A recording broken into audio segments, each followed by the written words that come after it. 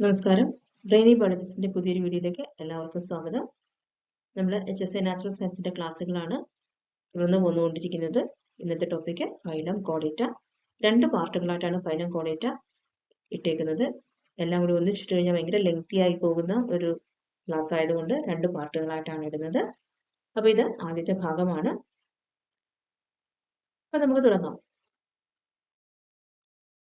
Phylum കോഡേറ്റ എല്ലാ കോർഡേറ്റുകളുടെയും ഭ്രൂണഘട്ടത്തിലും ചില chordate സ്പീഷീസുകളുടെ മുതിർന്ന ഘട്ടത്തിലും ശരീരത്തിൽ കാണപ്പെടുന്ന വഴക്കമുള്ള ദണ്ഡാകൃതിയിലുള്ള ഒരു ഫ്ലെക്സിബിൾ ആയിട്ടുള്ള റോഡ് ഷേപ്പ് ആയിട്ടുള്ള ഒരു ഘടനയാണ്, ഒരു സ്ട്രക്ചറാണ് പ്രാക് കശേരു അഥവാ നോട്ടോകോഡ്. ഈ നോട്ടോകോഡ് ഉള്ള ജീവികളെയാണ് നമ്മൾ ഫൈലം കോഡേറ്റയിൽ ഉൾപ്പെടുത്തിയിരിക്കുന്നത്. അതായത് ഭ്രൂണഘട്ടത്തിലോ അല്ലെങ്കിൽ ചില സ്പീഷീസുകൾ, എല്ലാ ജീവികളുടെയും ഭ്രൂണഘട്ടത്തിലും ചില സ്പീഷീസുകളുടെ മുതിർന്ന ഘട്ടത്തിലും ഇവയുടെ ശരീരത്തിൽ ഭയങ്കര ഫ്ലെക്സിബിൾ ആയിട്ടുള്ള ഒരു റോഡ് ഷേപ്പിലുള്ള ഒരു സ്ട്രക്ചർ കാണാനായിട്ട് സാധിക്കും. അതായത് ഇത് ദഹനനാളത്തിനും നാഡീദണ്ഡിനും ഇടയിലാണ് സ്ഥിതി ചെയ്യുക. ഡൈജസ്റ്റീവ് ട്രാക്കിനും നെർക്കോഡിനും ഇടയ്ക്ക് ഫ്ലെക്സിബിൾ ആയിട്ട് കാണപ്പെടുന്ന ഒരു റോഡ് ഷേപ്പിലെ സ്ട്രക്ചറാണ് എന്ത്? പ്രാക് കശേരു അഥവാ നോട്ടോകോഡ്. നോട്ടോകോഡ് ഉള്ള ജീവികളെയാണ് ഫൈലം കോഡേറ്റയിൽ ഇരിക്കുന്നത്. ഈ നോട്ടോകോഡ് എന്നുള്ള പേരിൽ നിന്നാണ് കോഡേറ്റ എന്ന നാമം ഇവർക്ക് ലഭിച്ചത്. ശരീരത്തിന്റെ മുഴുവൻ നീളത്തിലും ഒരു അസ്ഥികൂട പിന്തുണ നൽകുന്ന സ്ട്രക്ചറാണിത്. ചില കോഡേറ്റുകളിൽ ജീവിതകാലം മുഴുവൻ ശരീരത്തിന്റെ പ്രാഥമിക അച്ചുതണ്ട് പിന്തുണയായി നോട്ടോകോഡ് പ്രവർത്തിക്കുന്നു. അതായത് പ്രൈമറി ആക്സിസ് സപ്പോർട്ടായിട്ട് ഈ നോട്ടോകോഡ് പ്രവർത്തിക്കുന്നു. ഫൈലം കോഡേറ്റയുടെ സവിശേഷതകളെ കുറിച്ച് നമുക്ക് നോക്കാം. പ്രധാനപ്പെട്ട 4 ക്യാരക്ടേഴ്സ് ആണ് ഫൈലം കോഡേറ്റയുടെ ഐഡന്റിഫൈങ് ക്യാരക്ടേഴ്സ് ആയിട്ട് നമ്മൾ പറയുക. അത് എല്ലാവർക്കും അറിയാവുന്നതാണ് അല്ലേ? ഏതൊക്കെയാണത്? പ്രസൻസ് ഓഫ് നോട്ടോകോഡ്, രണ്ടാമത്തേത് പ്രസൻസ് ഓഫ് ഡോർസൽ നെർക്കോഡ്, മൂന്നാമത്തേത് presence of pharyngeal gill slits, നാലാമത്തേത് പോസ്റ്റ് ഏനൽ ടെയിൽ. അപ്പൊ ആദ്യത്തേത് നോട്ടോകോഡ്. നമ്മൾ ഓൾറെഡി കണ്ടു നോട്ടോകോഡ് എന്താണല്ലേ? നാഡീദണ്ഡിനും ദഹനനാളത്തിനും ഇടയിൽ കാണപ്പെടുന്ന ഒരു തരുണാസ്ഥി ദണ്ട്. തരുണാസ്ഥി എന്ന് പറഞ്ഞാൽ കാർട്ടിലേജ് കൊണ്ട് നിർമ്മിക്കപ്പെട്ട ഒരു റോഡ് ഷേപ്പ് സ്ട്രക്ചറാണ് നോട്ടോകോഡ് എന്ന് പറയുന്നത്. ഇത് നാഡിക്ക് ഒരു പിന്തുണയായി പ്രവർത്തിക്കുകയും എല്ലാ വെർട്ടിബ്രേറ്റുകളിലും ഭ്രൂണഘട്ടത്തിന് ശേഷം കശേരുക്കളുടെ നിരയാൽ മാറ്റി സ്ഥാപിക്കപ്പെടുകയും ചെയ്യുന്നു. കോഡേറ്റ്സിലെല്ലാം ഇത് നോട്ടോകോഡായിട്ട് കാണപ്പെടുന്നുണ്ട്. പക്ഷെ വെർട്ടിബ്രേറ്റ എന്ന സബ്ഫൈലത്തിൽ വരുമ്പോൾ അത് എന്തായിട്ട് മാറും? നോട്ടോകോഡ് വെർട്ടിബ്രൽ കോളമായിട്ട് മാറും. കശേരുക്കളുടെ നിരയാണ് വെർട്ടിബ്രൽ കോളം കൊണ്ട് മാറ്റി സ്ഥാപിക്കപ്പെടുകയും ചെയ്യും. അടുത്തതാണ് ഡോർസൽ നെർക്കോഡ്. ഡോർസൽ നെർക്കോഡ് എന്ന് പറയുന്നത് കോഡേറ്റുകളുടെ ശരീരത്തിൽ മുതുകിലൂടെ സഞ്ചരിക്കുന്ന ഞരമ്പുകളുടെ ഒരു കൂട്ടമാണ് ഡോർസൽ നെർക്കോഡ്. നാഡീദണ്ഡ് എന്ന് അറിയപ്പെടും. ഇത് പൊള്ളയായതും നോട്ടോകോഡിന്റെ പിൻഭാഗത്തായിട്ട് കാണപ്പെടുകയും ചെയ്യുന്നു. ഇത് തലച്ചോറിലേക്കും സുഷുമ്നാ നാഡിയിലേക്കും വിഭജിക്കുന്നു. അടുത്തതാണ് ഗ്രസനിയിലെ ശകുല വിടവുകൾ, അതായത് ഫാരിങ്സിലെ ഗിൽ സ്ലിറ്റുകൾ, ഫാരിഞ്ചിയൽ ഗിൽ സ്ലിറ്റ്സ്. ഗ്രസനിയുടെ ഇരുവശം, ഗ്രസനി എന്ന് പറഞ്ഞാൽ എന്താ? ഫാരിങ്സ് ആണ് കേട്ടോ. ഈ മലയാളം ടേംസ് ഒക്കെ ഒന്ന് ശരിക്കും നോക്കി പഠിച്ചോണം. വീണ്ടും വീണ്ടും കേട്ടും വായിച്ചും പഠിക്കുക. എന്നാലേ നമുക്ക് ഈ മലയാളം ടേംസ് ഉറപ്പിക്കാനായിട്ട് സാധിക്കുള്ളൂ, മനസ്സിൽ ഓർത്തിരിക്കാൻ സാധിക്കുള്ളൂ. ഗ്രസനിയുടെ, അതായത് ഫാരിങ്സിന്റെ ഇരുവശങ്ങളിലുമായി കാണപ്പെടുന്ന ഇവ വായയെയും തൊണ്ടയെയും ബന്ധിപ്പിക്കുന്നു. അതായത് മൗത്തിനെയും അതുപോലെ തന്നെ തൊണ്ടയെയും തമ്മിൽ കണക്ട് ചെയ്യുന്ന ഒരു സ്ട്രക്ചറാണ് ഫാരിങ്സ് എന്ന്. ദഹന വ്യവസ്ഥയിലേക്ക് പ്രവേശിക്കാതെ വായിലൂടെ വെള്ളം പ്രവേശിക്കാൻ അനുവദിക്കുന്ന ദ്വാരങ്ങളാണിവ. അതായത് ഇതിലൂടെ വെള്ളം പ്രവേശിക്കുന്നത്, വായിലൂടെ വെള്ളം പ്രവേശിക്കുമ്പോൾ അത് ഡൈജസ്റ്റീവ് ട്രാക്കിലേക്ക് എൻ്റർ ചെയ്യാതെ ഒന്ന് സർക്കുലേറ്റ് ചെയ്യാൻ ഹെൽപ്പ് ചെയ്യുന്ന ഹോൾസ് ആണ് ഇവ. എല്ലാ കോഡേറ്റുകൾക്കും അവയുടെ ജീവിതത്തിന്റെ ഏതെങ്കിലും ഒരു ഘട്ടത്തിൽ ശ്വാസനാളത്തിന്റെ വശങ്ങളിൽ ഈ ദ്വാരങ്ങളുണ്ട്. ഓക്കെ. അടുത്ത 4ാമത്തെ ക്യാരക്ടറാണ് പോസ്റ്റ് ഏനൽ ടെയിൽ അല്ലെങ്കിൽ പോസ്റ്റ് ഏനൽ വാൽ എന്ന് പറയുന്നത്. കോഡേറ്റുകളില് മലദ്വാരത്തിന് പിന്നിലേക്ക് നീളുന്ന ഒരു ശരീരഭാഗമാണിത്. അതായത് ഏനസും കഴിഞ്ഞിട്ട് ശരീരത്തിന്റെ ഒരു ഭാഗം പ്രൊട്രൂഡ് ചെയ്ത് നിൽക്കുന്നതാണ് വാല് എന്നറിയപ്പെടുന്നത്, ടെയിൽ എന്നറിയപ്പെടുന്ന വാല്. ഇത് അസ്ഥിപേശികളാൽ നിർമ്മിതമാണ്. സ്ട്രൈറ്റഡ് മസിൽസ് കൊണ്ട് നിർമ്മിച്ചേക്കുന്നതാണ് വാൽ എന്ന് പറയുന്നത്. മസിൽസും ഉണ്ടാവും, ബോൺസും ഉണ്ടാവും കേട്ടോ.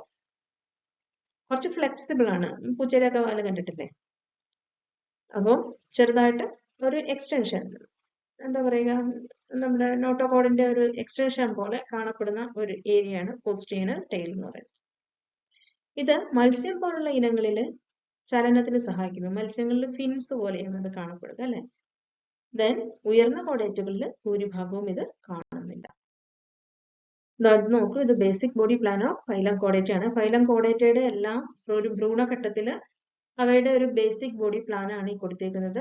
ഇത് മൗത്ത്, തേനസ്, അതായത് ഇത് ഡൈജസ്റ്റീവ് ട്രാക്ട് ആണ്. സോറി, ഇത് മൗത്ത്, ഇത് ഏനസ്, ഇത് ഡൈജസ്റ്റീവ് ട്രാക്ട് ആണ്. ഇത് കണ്ടോ, ഇതാണ് ഈ ബ്ലൂ കളറിൽ കാണുന്നതാണ് nerve code, dorsal hollow nerve code. ഈ രണ്ടിന്റെ ഇടയ്ക്ക്, അതായത് ഡൈജസ്റ്റീവ് ട്രാക്റ്റിനും നെർവ് കോഡിനും ഇടയ്ക്കാണ് ഈ യെല്ലോ കളറിൽ റെപ്രസെന്റ് ചെയ്തേക്കുന്നതാണ് എന്ത്, നോട്ടോകോഡ് എന്ന് പറയുന്നത്. ഇനി ഇതെവിടെയാണ് പോസ്റ്റ് ഏനൽ ടെയില് ഉൾപ്പെടുന്നത്.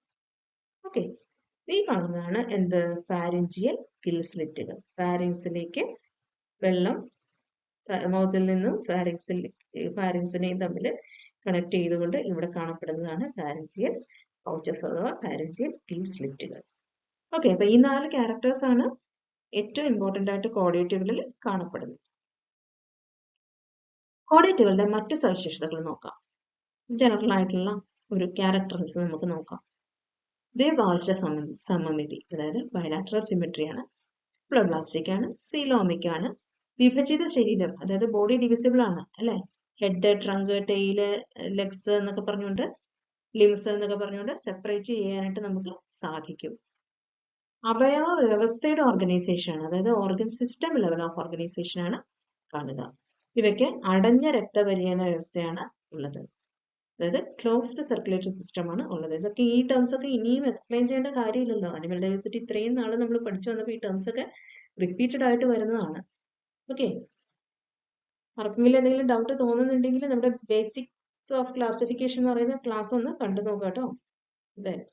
ദഹന വ്യവസ്ഥ പൂർണ്ണമാണ്, അതായത് മൗത്ത് മെയിൻസ് സെപ്പറേറ്റ് ഹോൾസ് ആയിട്ട് കാണപ്പെടുന്നത് കൊണ്ട് ഡൈജസ്റ്റീവ് സിസ്റ്റം കംപ്ലീറ്റ് ആണ്. ഫൈലം കോഡേറ്റയുടെ ക്ലാസിഫിക്കേഷൻ ആണ് ഇനി നമുക്ക് പഠിക്കാനുള്ളത്. ഫൈലം കോഡേറ്റയെ 3 ഉപഫൈലങ്ങളായിട്ട് തരംതിരിച്ചിരിക്കുന്നു, അതായത് 3 സബ് ഫൈലങ്ങളായിട്ട് ഫൈലം കോഡേറ്റയെ തരംതിരിച്ചിരിക്കുന്നുണ്ട്. Sub phylum Urochordata, sub phylum Cephalochordata, sub phylum Vertebrata. ഇങ്ങനെ 3 സബ് ഫൈലങ്ങളായിട്ടാണ് ഇതിനെ തിരിച്ചിരിക്കുന്നത്. യൂറോകോഡേറ്റിനെ നമ്മൾ മൂലകശേരുകികൾ എന്നാണ് മലയാളത്തിൽ പറയുക. ഇവയ്ക്ക് വേറൊരു പേരുമുണ്ട്, ട്യൂണിക്കേറ്റുകൾ. സെഫാലോകോഡേറ്റിനെ ശിരോകശേരുകികൾ എന്നാണ് അറിയപ്പെടുക. കശേരുകി എന്ന് പറഞ്ഞാൽ കോഡേറ്റ എന്നുള്ള അർത്ഥമാണ് കേട്ടോ. അപ്പൊ മൂലകശേരുകി എന്ന് പറഞ്ഞാൽ ടെയില് ആണ് അവര് നോട്ടോകോഡ് കാണുക. സെഫാലോകോഡേറ്റ് എന്ന് പറഞ്ഞാൽ ഹെഡ് ടു ടെയില് നോട്ടോകോഡ് കാണും. വെർട്ടിബ്രേറ്റ് എന്ന് പറഞ്ഞു കഴിഞ്ഞാൽ നോട്ടോകോഡ് വെർട്ടിബ്രൽ കോളമായിട്ട് കൺവേർട്ട് ചെയ്യപ്പെടുന്ന ഓർഗാനിസംസ് ആണ്. അപ്പൊ അങ്ങനെ 3 ഉപഫൈലങ്ങളായിട്ടാണ് ഇവയെ തരംതിരിച്ചിരിക്കുന്നത്. ശിരോകശേരുകികൾക്ക് മറ്റൊരു പേരുണ്ട്, ലാൻസ്ലെറ്റുകൾ. ഓക്കെ, ഇതില് യൂറോകോഡേറ്റയെയും സെഫാലോകോഡേറ്റയെയും നമ്മൾ മൊത്തത്തില് പ്രോട്ടോകോഡേറ്റുകൾ അഥവാ പ്രാക്കശേരുകികൾ എന്നാണ് വിളിക്കുക. ഇതിനെയൊക്കെയാണ് യൂറോകോഡേറ്റയെയും സെഫാലോകോഡേറ്റയെയും ചേർത്ത് നമ്മൾ എന്ത് പറയും, പ്രോട്ടോകോഡേറ്റുകൾ അഥവാ പ്രാക്കശേരുകികൾ എന്നാണ് വിളിക്കുക.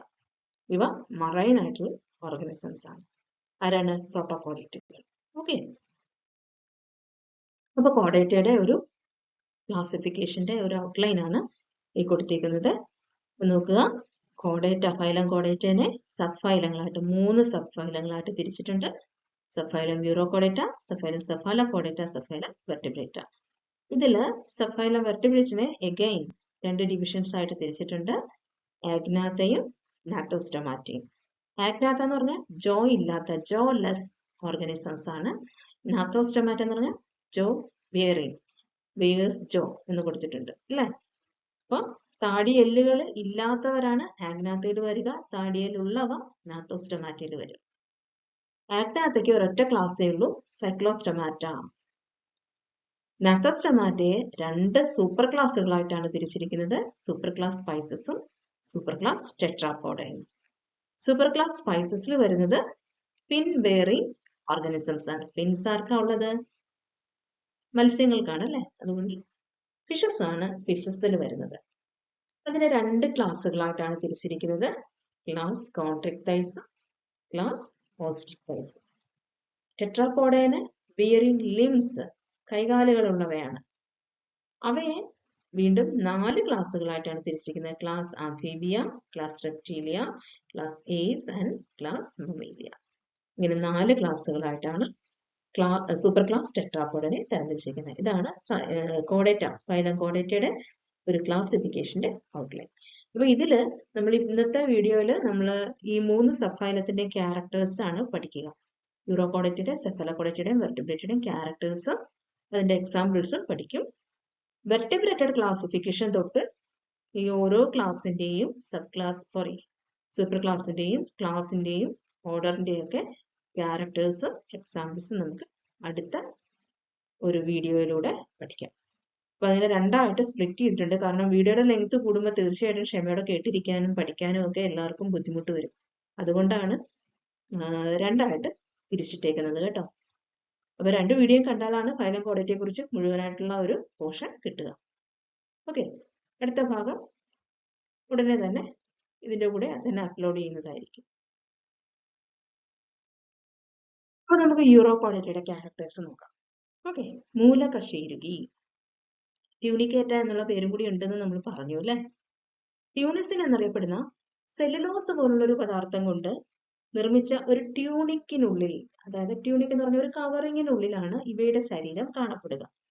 അതുകൊണ്ടാണ് ഇവയെ ട്യൂണിക്കേറ്റകൾ എന്ന് വിളിക്കുന്നത്. അപ്പോൾ ട്യൂണിസിൻ എന്നറിയപ്പെടുന്ന ഒരു പദാർത്ഥം കൊണ്ട് നിർമ്മിച്ച ട്യൂണിക്കിനുള്ളിലാണ് ഇവയുടെ ശരീരം പൊതിഞ്ഞിരിക്കുന്നത്. അതുകൊണ്ടാണ് ഇവയെ ട്യൂണിക്കേറ്റ എന്ന് പറയുന്നത്. ആരെയാണ് ട്യൂണിക്കേറ്റ എന്ന് പറയുന്നത്? സഫൈലം യൂറോകോഡേറ്റനെ അല്ലെ. ഇവയുടെ നോട്ടോകോഡ് ലാർവൽ ഘട്ടത്തിൽ വാൽഭാഗത്ത് മാത്രമേ കാണാനാകൂ. ലാർവൽ ഘട്ടത്തിൽ വാൽഭാഗത്ത് മാത്രമേ കാണാനാകൂ. നോട്ടോകോഡ് ഇവയുടെ ലാർവൽ ഘട്ടത്തിൽ വാൽഭാഗത്ത് മാത്രമാണ് കാണാനാവുക. മുതിർന്നവയില് ഈ നോട്ടോകോഡ് അപ്രത്യക്ഷമാകും. ആ ഒരു പോയിന്റ് ശ്രദ്ധിക്കണം കേട്ടോ. ഇവയുടെ ലാർവയിൽ കാണപ്പെടുന്ന നാഡീകോഡ്, അതായത് നാഡീദണ്ഡിന് എന്ത് സംഭവിക്കും? നെർക്കോഡിന് എന്താ സംഭവിക്കുക? മുതിർന്നു കഴിയുമ്പോൾ ഇവ ഒരു ഡോസൽ ഗാംഗ്ലിയൻ ആയിട്ട് പുനഃസ്ഥാപിക്കപ്പെടും. അതായത് നെർക്കോഡ് എന്നുള്ളത് ഡോസൽ ഗാംഗ്ലിയൻ ആയിട്ട് മാറും. നോട്ടോകോഡ് അപ്രത്യക്ഷമാവുകയും ചെയ്യും. ലാർവകൾക്ക് ചലിക്കാനും രൂപാന്തരീകരണത്തിന് വിധേയമാകാനും കഴിയും. മെറ്റമോർഫോസിസ് നടക്കും. എന്നിട്ടാണ് ഇത് അഡൽട്ടായിട്ട് മാറുന്നത്. ഇത് മൂവ് ചെയ്യുന്ന ഒരു ലാർവയാണ് കാണുക. എക്സാമ്പിൾസ് ആണ് അസീഡിയ, സാൽപ, ഡോലിയോളം. ഇവയാണ് യൂറോകോഡേറ്റയ്ക്ക് എക്സാമ്പിൾ. ഇതാണ് അസീഡിയ, ഉണ്ടോ? ഇത് സാൽപ, ഇത് ഡോലിയോളം.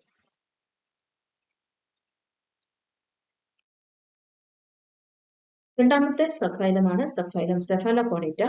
സെഫലോകോഡേറ്റ ശിരോകശേരുകി എന്നും അറിയപ്പെടുന്നുണ്ട്. അല്ലെങ്കിൽ ലാൻസ്ലെറ്റുകൾ എന്നാണ് ഇവരെ കോമൺ ആയിട്ട് പറയാറുള്ളത്. ലാൻസ്ലെറ്റ് പോലത്തെ ഷേപ്പാണ് ഇവർക്ക്, അതുകൊണ്ടാണ് അങ്ങനെ പറയുന്നത്. ശിരോകശേരുകിയിൽ പ്രാക്കശേരു തല മുതൽ വാല് വരെ നീണ്ടുകിടക്കുന്നു. അതുപോലെ തന്നെ ജീവിതകാലം മുഴുവനും ഈ നോട്ടോകോഡ് ഇവരുടെ ശരീരത്തിൽ കാണപ്പെടുകയും ചെയ്യുന്നു. വാല് ജീവിതകാലം മുഴുവനും ഉണ്ട്. തൊണ്ടയിൽ നന്നായി വികസിച്ച നിരവധി ശകുല വിടവുകൾ, ഗിൽസ്ലെറ്റുകൾ, ഫാരഞ്ചിയൽ ഗിൽസ്ലെറ്റുകൾ ഹൈലി ഡെവലപ്ഡ് ആയിട്ട് കാണപ്പെടുന്നുണ്ട്. എക്സാമ്പിൾ ആണ് ലാൻസ്ലെറ്റുകൾ, അതുപോലെ തന്നെ ബ്രാഞ്ചിയോസ്റ്റോമ, ശൂലമത്സ്യം എന്നറിയപ്പെടുന്ന ബ്രാഞ്ചിയോസ്റ്റോമ. ഓക്കെ, ഇതാണ് ആംഫിയോക്സിസ് അഥവാ ലാൻസ്ലെറ്റ് എന്നറിയപ്പെടുന്നത്. ഇത് ബ്രാഞ്ചിയോസ്റ്റോമ.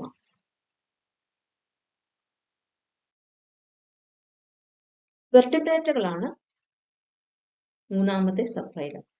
ഇവ പുരോഗമിച്ച കോഡേറ്റുകളാണ്. അതായത് ഹൈലി ഡെവലപ്ഡ് ആയിട്ടുള്ള കോഡേറ്റുകളെയാണ് നമ്മൾ വെർട്ടിബ്രേറ്റുകൾ എന്ന് പറയുന്നത്. പ്രാക്കശേരു ഭ്രൂണാവസ്ഥയിൽ മാത്രമാണ് കാണപ്പെടുക. എംബ്രിയോണിക് സ്റ്റേജിൽ മാത്രമാണ് ഇവർക്ക് നോട്ടോകോഡ് കാണുക. ഇവ മുതിർന്നു കഴിഞ്ഞാൽ എന്ത് സംഭവിക്കും? ഈ നോട്ടോകോഡിന് പകരം ബോണ് കൊണ്ട്, അതായത് അസ്ഥി നിർമ്മിതമായിട്ടുള്ള ഒരു കശേരുദണ്ഡ്, വെർട്ടിബ്രൽ കോളം ഉണ്ടാകും. അതുകൊണ്ടാണ് ഇവയ്ക്ക് വെർട്ടിബ്രേറ്റ എന്നുള്ള പേര് വന്നിരിക്കുന്നത്. അപ്പൊ ഇവയ്ക്ക് നോട്ടോകോഡ് ഉള്ളതുകൊണ്ട് ഇവ കോഡേറ്റുകളുമാണ്. നോട്ടോകോഡ് മാറി വെർട്ടിബ്രേറ്റ വരുന്നത് കൊണ്ട്, വെർട്ടിബ്രൽ കോളം വരുന്നത് കൊണ്ട് ഇവയെ വെർട്ടിബ്രേറ്റകൾ എന്നും വിളിക്കുന്നുണ്ട്. അതുകൊണ്ട് തന്നെ എല്ലാ വെർട്ടിബ്രേറ്റുകളും കോർഡേറ്റുകളാണ് അല്ലേ? പക്ഷെ എല്ലാ കോർഡേറ്റുകളും വെർട്ടിബ്രേറ്റുകളല്ല. ഇത് നമ്മൾ ബോർഡ് എക്സാംസിനൊക്കെ സ്ഥിരം വരുന്ന ക്വസ്റ്റ്യൻ ആണല്ലേ. അപ്പൊ അത് ഓർത്തിരിക്കുക കേട്ടോ. ഓർമ്മകളെല്ലാം ഒന്ന് പൊടി തട്ടി എടുക്കുക. അപ്പൊ ഇത് മറന്നു പോകരുത്. എല്ലാ വെർട്ടിബ്രേറ്റുകളും കോർഡേറ്റുകളാണ്, പക്ഷെ എല്ലാ കോർഡേറ്റുകളും വെർട്ടിബ്രേറ്റുകളല്ല എന്നാണ്. ഉയർന്ന അളവിലുള്ള സെഫലൈസേഷൻ കാണപ്പെടുന്നു. അതായത് ഹെഡ് ഫോർമേഷൻ കാണപ്പെടുന്നുണ്ട്. തല പ്രോമിനന്റ് ആയിട്ട് നമുക്ക് കാണാനായിട്ട് സാധിക്കും. തലച്ചോറിന് ചുറ്റും തലയോട്ടിയുണ്ട്. തലച്ചോറിനെ പൊതിഞ്ഞുകൊണ്ട്, ബ്രെയിനിനെ പൊതിഞ്ഞുകൊണ്ട് ഒരു സ്കള്ള് കാണപ്പെടും. പുറംതൊലി ഒന്നിലധികം പാളികളുള്ളതാണ്. പുറമസ്തികൂടം എന്ന് പറഞ്ഞാൽ എക്സോസ്കെലറ്റൻ, രോമങ്ങൾ, ചെതുമ്പലുകൾ, തൂവലുകൾ എന്നിവയാൽ നിർമ്മിതമാണ്. അതായത് ഈ ജീവികളുടെ എല്ലാം എക്സോസ്കെലറ്റൻ കാണാൻ സാധിക്കും. എക്സോസ്കെലറ്റൻ രോമങ്ങൾ കാണുന്നത് ആരിലാണ്? മാമൽസിലാണ് അല്ലെ, സസ്തനികളിലാണ് എക്സോസ്കെലറ്റൻ രോമാവൃതമായ ശരീരമായിരിക്കും. ചെതുമ്പലുകൾ കാണുന്ന ആർക്കാണ്? നമുക്കറിയാം, മത്സ്യങ്ങൾക്ക് കാണും. അതുപോലെ തന്നെ റെപ്റ്റൈൽസിൽ സ്കെയിൽസും ഉണ്ട്, സ്ക്യൂട്ട്സും ഉണ്ട് അല്ലെ. സ്ക്യൂട്ട്സും കാണും, ഇങ്ങനെ പാളികൾ പോലെ കാണും. തൂവലുകൾ ആർക്കാ കാണുക? പക്ഷികൾക്കാണ് കാണുക. അപ്പോ രോമങ്ങൾ എന്നുള്ളത്, ഹെയേഴ്സ് എന്നുള്ളത് മമേലിയയുടെ ക്യാരക്ടറാണ്. ചെതുമ്പലുകൾ എന്നുള്ളത് സ്കെയിൽസ് എന്നുള്ളത് ഫിഷസിന്റെയും റെപ്റ്റൈൽസിന്റെയും ക്യാരക്ടറാണ്. തൂവലുകൾ അഥവാ ഫെതേഴ്സ് എന്നുള്ളത് ബേർഡ്സ് അഥവാ ഏവ്സ് എന്ന് പറയുന്ന ക്ലാസിന്റെ ക്യാരക്ടർ. എക്സോസ്കെലറ്റൻ ആണ് കേട്ടോ അത്. ശരീരത്തിൽ 3 തരം പേശികൾ അടങ്ങിയിരിക്കുന്നു. Striated, non striated, cardiac. അങ്ങനെ 3 തരം മസിൽസ് കാണപ്പെടും. ഇവയ്ക്ക് നന്നായി വികസിച്ച ഒരു സീലോം ഉണ്ട്. ഹൈലി ഡെവലപ്ഡ് ആയിട്ടുള്ള സീലോമാണ് കാണുന്നത്. ദഹനനാളം പൂർണ്ണമാണ്. അതായത് മൗത്തും ഏനസും സെപ്പറേറ്റ് ആയിട്ടുണ്ട്. അധോഭാഗത്ത് കാണപ്പെടുന്ന വെൻട്രൽ സൈഡ്, അധോഭാഗം എന്ന് പറഞ്ഞാൽ വെൻട്രൽ സൈഡ് കേട്ടോ. വെൻട്രൽ സൈഡിൽ കാണപ്പെടുന്ന ഹൃദയം 2, 3, 4 അറകളുള്ളതാണ്. 2 അറകൾ ആരുടെ ഹൃദയത്തിനാണ് ഉള്ളത്? ഫിഷസിന്റെ അല്ലെ. ഫിഷസിന്റെ ഹൃദയമാണ് 2 അറകൾ, ഒരു ഓറിക്കിളും ഒരു വെൻട്രിക്കിളുമാണ് ഹൃദയത്തിൽ കാണുക. അതേസമയം 3 അറകൾ ആർക്കാണ് കാണുക? 3 ചേമ്പേഴ്സ് ആരുടെ ഹൃദയത്തിനാണ് കാണുക? ആംഫീബിയയുടെ അല്ലെ. 2 ഓറിക്കിൾസും ഒരു വെൻട്രിക്കിളും ആണ് കാണുക. അതേസമയം 4 ആർക്കാ കാണുക? ഏവ്സിനും മാമൽസിനും. ഓക്കെ. അപ്പോ റെപ്റ്റൈൽസിന്റെ കേസ് എങ്ങനെയാ? റെപ്റ്റൈൽസിന് 3 ചേമ്പേർഡ് ആണ്. ശരിക്കും പാർഷ്യലി 4 ചേമ്പേർഡ് എന്നും ചിലതിൽ പറയാൻ പറ്റും അല്ലെ. വെൻട്രിക്കിൾ 2 ഓറിക്കിൾസ് കംപ്ലീറ്റ് ആയിട്ടുണ്ട്. വെൻട്രിക്കിൾസ് സെപ്പറേഷൻ കൃത്യമായിട്ട് ഇല്ല, പാർഷ്യലി സെപ്പറേറ്റഡ് ആണ്. അപ്പോൾ പാർഷ്യലി 4 ചേമ്പേർഡ് എന്ന് നമുക്ക് പറയാൻ പറ്റുള്ളൂ. ഒരു എക്സെപ്ഷൻ ഉണ്ട്, ആർക്കാണ്? ക്രോക്കഡൈലിന് അല്ലെ. ക്രോക്കഡൈലിന് 4 ചേമ്പറുള്ള ഹാർട്ടാണ് കാണുക. ഇനി കശേരുക്കളുടെ 4 അറകൾ ആർക്കാ കാണുക? ഏവ്സിനും മാമൽസിനുമാണ് കാണുക. കശേരുക്കളുടെ മറ്റൊരു സവിശേഷ സ്വഭാവം ഹെപ്പാറ്റിക് പോർട്ടൽ സിസ്റ്റം ആണ്. എന്താണ് ഹെപ്പാറ്റിക് പോർട്ടൽ സിസ്റ്റം? എന്താണ്? ഡിയോക്സിനേറ്റഡ് ബ്ലഡിനെ ലിവറിലേക്ക് കൊണ്ടുപോകാനായിട്ട് സെപ്പറേറ്റ് ഒരു ബൈപ്പാസ് സിസ്റ്റം പോലെ കാണപ്പെടുന്ന ബ്ലഡ് വെസൽസിന്റെ ഒരു കൂട്ടമാണ് എന്താണ്? Hepatic portal system. അതായത് കിഡ്നി പോലുള്ള ഓർഗൻസിൽ നിന്നും എന്ത് ചെയ്യും? ബ്ലഡിനെ നേരെ ലിവറിലേക്ക് എത്തിക്കുന്ന ഒരു സിസ്റ്റമാണ്, ബ്ലഡ് വെസൽസിന്റെ ഒരു സിസ്റ്റമാണ് പോർട്ടൽ സിസ്റ്റം എന്ന് പറയുന്നത്. ഒരു ഓർഗനിൽ നിന്ന് തുടങ്ങി വേറൊരു ഓർഗനിലേക്ക് എൻഡ് ചെയ്യുന്ന ഒരു ബ്ലഡ് വെസൽസിന്റെ സിസ്റ്റമാണ് ഹെപ്പാറ്റിക് പോർട്ടൽ സിസ്റ്റം എന്ന് പറയുന്നത്. ഹെപ്പാറ്റിക് പോർട്ടൽ സിസ്റ്റം എന്ന് പറഞ്ഞാൽ ലിവറിലേക്ക് കണക്ട് ചെയ്യുന്ന പോർട്ടൽ സിസ്റ്റമാണ്. എന്തിനു വേണ്ടിയിട്ടാണത്? ഡീടോക്സിഫിക്കേഷന് വേണ്ടിയിട്ടാണ് അല്ലെ. ഡിയോക്സിനേറ്റഡ് ബ്ലഡിന്റെ ഡീടോക്സിഫിക്കേഷന് വേണ്ടിയിട്ട് ലിവറിലേക്ക് ബ്ലഡ് കൊണ്ടുപോകുന്ന ഒരു സിസ്റ്റമാണ് ഹെപ്പാറ്റിക് പോർട്ടൽ സിസ്റ്റം. അപ്പൊ അത് കശേരുക്കളുടെ എന്ന് പറഞ്ഞാൽ വെർട്ടിബ്രേറ്റുകളുടെ ഒരു സവിശേഷ സ്വഭാവമാണ്. ഇവയ്ക്ക് നന്നായി വികസിച്ച ശ്വസന സംവിധാനങ്ങളുണ്ട്.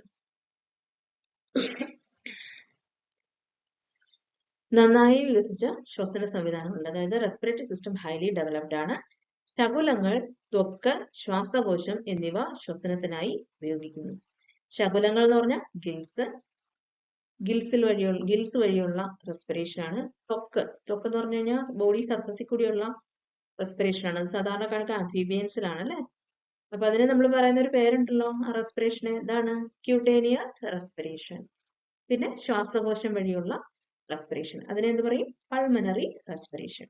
അപ്പൊ ശകുലങ്ങള്, ത്വക്ക്, ശ്വാസകോശം എന്നിവയൊക്കെയാണ് ഇവ ശ്വസനത്തിനായി ഉപയോഗിക്കുന്നത്. ശകുലങ്ങൾ കാണുക, ഫിഷസില്, ത്വക്ക്, ആംഫീബിയയില് ശകുലങ്ങളും ത്വക്കും ശ്വാസകോശവും ഒക്കെ ഉണ്ട്. ദെൻ ബേർഡ്സിലും മാമൽസിലും ഒക്കെ ശ്വാസകോശമാണ് കാണപ്പെടുക. വിസർജനത്തിനും ആന്തര സമസ്ഥിതി പാലനത്തിനുമായി വൃക്കകളുണ്ട്. കിഡ്നീസ് ആണ് എക്സ്ക്രീറ്ററി ഓർഗൻസ് ആയിട്ട് കാണപ്പെടുക. അതുപോലെ ഹോമിയോസ്റ്റാസിസിനും ഹെൽപ്പ് ചെയ്യും. ജോഡികളായി കാണപ്പെടുന്ന ചിറകുകളോ കൈകാലുകളോ ഇവയ്ക്കുണ്ട്. അതായത് ഫിൻസോ അല്ലെങ്കിൽ പിന്നെ ലിംസോ കാണപ്പെടും. ജോഡികളായിട്ട് കാണപ്പെടുന്നു. പെയേർഡ് ലിംസ് ഓർ ഫിൻസ് കാണപ്പെടുന്നുണ്ട്. അടുത്തത് അന്തസ്രാവി ഗ്രന്ഥികൾ, അതായത് എൻഡോക്രൈൻ ഗ്ലാൻഡ്സ് ഉണ്ട്. ഓക്കെ. പിന്നെ ഇവ ഏകലിംഗ ജീവികളാണ്. ഏകലിംഗ ജീവികൾ എന്ന് പറഞ്ഞാൽ എന്താ? സെക്സസ് സെപ്പറേറ്റ് ആണ്. ആണും പെണ്ണും ഒക്കെ വ്യത്യാസമായിട്ട് കാണപ്പെടും. ലൈംഗികമായി പുനർനിർമ്മിക്കുന്നത്, സെക്ഷൽ റീപ്രൊഡക്ഷൻ ആണ്. എക്സാമ്പിൾ ആണ് മനുഷ്യര്, മത്സ്യങ്ങള്, ഉരകങ്ങള്, പക്ഷികള് മുതലായി. വെർട്ടിബ്രേറ്റ്സിന് എക്സാമ്പിൾ ഫിഷസ്, ആംഫീബിയൻസ് ഉണ്ട്, സലമാൻഡറിനെയാണ് ഇവിടെ കൊടുത്തേക്കുന്നത്. റെപ്റ്റൈൽസിലൂടെ ആമേനെയാണ് കൊടുത്തേക്കുന്നത്, ആമയെ കൊടുത്തേക്കുന്നു. ദെൻ ബേർഡ്സ്, മാമൽസ് ആയിട്ട് അക്വാട്ടിക് മാമൽസ് എന്നുള്ള രീതിയിൽ വെയിലിനെയും കൊടുത്തിട്ടുണ്ട്. ടെറസ്ട്രിയൽ മാമലായിട്ട് ഗ്രൗണ്ട് ഹോഗിനെയും കൊടുത്തിട്ടുണ്ട്. അപ്പൊ ഇവയൊക്കെയാണ് വെർട്ടിബ്രേറ്റ്സ്.